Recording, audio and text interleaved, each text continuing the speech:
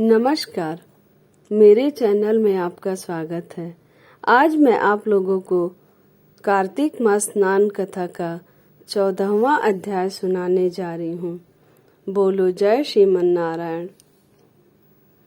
जलंधर को इस प्रकार धर्म पूर्वक राज्य करते हुए देख देवता क्षुब्ध हो गए। उन्होंने देवाधिदेव शंकर का मन में स्मरण करना आरंभ किया। तब भक्तों की कामना पूर्ण करने वाले शंकर ने नारद जी को बुलाकर देव कार्य की इच्छा से उनको वहां भेजा। शंभु भक्त नारद शिव की आज्ञा से देवपुरी में गए। इंद्रादिक सभी देवता व्याकुल हो शीघ्रता से उठ नारद जी को उत्कंठा भरी दृष्टि से देखने लगे। अपने सब दुखों को कहकर उन्हें नष्ट करने की प्रार्थना की। तब नारद जी ने कहा, मैं सब कुछ जानता हूँ, इसलिए अब मैं दैत्यराज जलंधर के पास जा रहा हूँ। ऐसा कर नारद जी देवताओं को आश्वासित कर जलंधर की सभा में आए। जलंधर ने नारद जी के चरणों की पूजा कर हंसते हुए कहा, हे ब्राह्मण, कहिए आप कहाँ से आ रहे हैं, यहाँ कैसे आए हैं? मेरे योग्य जो सेवा हो उसकी आज्ञा दीजिए। नारद जी प्रसन्न होकर बोले, हे महाबुद्धिमान जलंधर, तुम धन्य हो। मैं स्वेच्छा से कैलाश पर्वत पर गया था, जहाँ 10,000 योजनों में कल्प वृक्ष का वन है। वहां मैंने सैकड़ों कामधेनुओं को विचरते हुए देखा तथा यह भी देखा कि वह चिंतामणि से प्रकाशित परम दिव्य अद्भुत और सब कुछ सुवर्णमय है। मैंने वहां पार्वती के साथ स्थित शंकर जी को भी देखा, जो सर्वांग सुंदर, गौरवर्ण, त्रिनेत्र और मस्तक पर चंद्रमा धारण किए हुए हैं। उन्हें देखकर मुझे बड़ा आश्चर्य हुआ कि इनके समान समृद्धशाली त्रिलोकी में कोई है या नहीं। हे दैत्येंद्र, उसी समय मुझे तुम्हारी समृद्धि का स्मरण हो आया और उसे देखने की इच्छा से ही मैं तुम्हारे पास चला आया हूँ। यह सुन जलंधर को बड़ा हर्ष हुआ। उसने नारद जी को अपनी सब समृद्धि दिखला दी। उसे देख नारद जी ने जलंधर की बड़ी प्रशंसा की और कहा कि निश्चय ही तुम त्रिलोकपति होने के योग्य थे।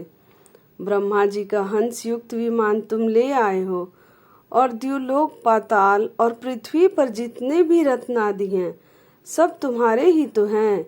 ऐरावत, उच्चैश्रवा, घोड़ा, कल्प वृक्ष और कुबेर की निधि भी तुम्हारे पास है। मणियों और रत्नों के ढेर भी तुम्हारे पास लगे हुए हैं। इससे मैं बड़ा प्रसन्न हूँ, परंतु तुम्हारे पास कोई स्त्री रत्न नहीं है। उसके बिना तुम्हारा यह सब फीका है। तुम किसी स्त्री रत्न को ग्रहण करो। नारद जी के ऐसे वचन सुनकर दैत्यराज काम से व्याकुल हो गया।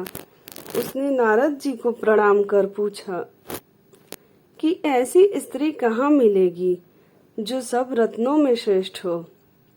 नारद जी ने कहा, ऐसा रत्न तो कैलाश पर्वत में योगी शंकर के ही पास है। उनकी सर्वांग सुंदरी पत्नी देवी पार्वती बहुत ही मनोहर है। उनके समान सुंदरी मैं किसी को नहीं देखता। उनके उस रत्न की उपमा तीनों लोकों में कहीं नहीं है। देवर्षि उस दैत्य से ऐसा कहकर देव कार्य करने की इच्छा से आकाश मार्ग से चले गए। अब मैं आप लोगों को कार्तिक मास स्नान कथा का 15वां अध्याय सुनाने जा रही हूँ। बोलो जय श्रीमन नारायण। राजा पृथु ने नारद जी से पूछा, हे मुनि श्रेष्ठ, तब दैत्यराज ने क्या किया, वह सब मुझे विस्तार से सुनाइए। नारद जी बोले, मेरे चले जाने के बाद जलंधर ने अपने राहु नामक दूत को बुलाकर आज्ञा दी कि कैलाश पर एक जटाधारी शंभु योगी रहता है। उससे उनकी सर्वांग सुंदरी भार्या को मेरे लिए मांग लाओ। तब दूत शिव के स्थान पर पहुंचा, परंतु नंदी ने उसे भीतर सभा में जाने से रोक दिया। किंतु वह अपनी उग्रता से शिव की सभा में ही चला गया और शिव के आगे बैठकर दैत्यराज का संदेश कह सुनाया। उस राहु नामक दूत को ऐसा कहते ही भगवान शूल पानी के आगे पृथ्वी फोड़कर एक भयंकर शब्द वाला पुरुष प्रकट हो गया, जिसका सिंह के समान मुख था। वह नरसिंह ही राहु को खाने चला। राहु बड़े जोर से भागा, परंतु उस पुरुष ने उसे पकड़ लिया। उसने शिव जी की शरण ले अपनी रक्षा मांगी। शिव जी ने उस पुरुष से राहु को छोड़ देने को कहा, परंतु उसने कहा, मुझे बड़ी जोर की भूख लगी है, मैं क्या खाऊं? महेश्वर ने कहा, यदि तुझे भूख लगी है तो शीघ्र ही अपने हाथ और पैरों के मांस का भक्षण कर लो। और उसने वैसा ही किया। अब केवल उसका सिर शेष मात्र रह गया। तब उसका ऐसा कृत्य देख शिव जी प्रसन्न हो उसे अपना आज्ञा पालक जान अपना परम प्रिय गढ़ बना लिया। उस दिन से वह शिव जी के द्वार पर स्वकीर्ति मुख नामक गढ़ होकर रहने लगा। बोलो जय श्रीमन नारायण। अगर आपको मेरी यह कथा अच्छी लगी हो तो मेरे चैनल को लाइक करें, सब्सक्राइब करें, शेयर करें और कमेंट में जय माता दी जरूर लिखें।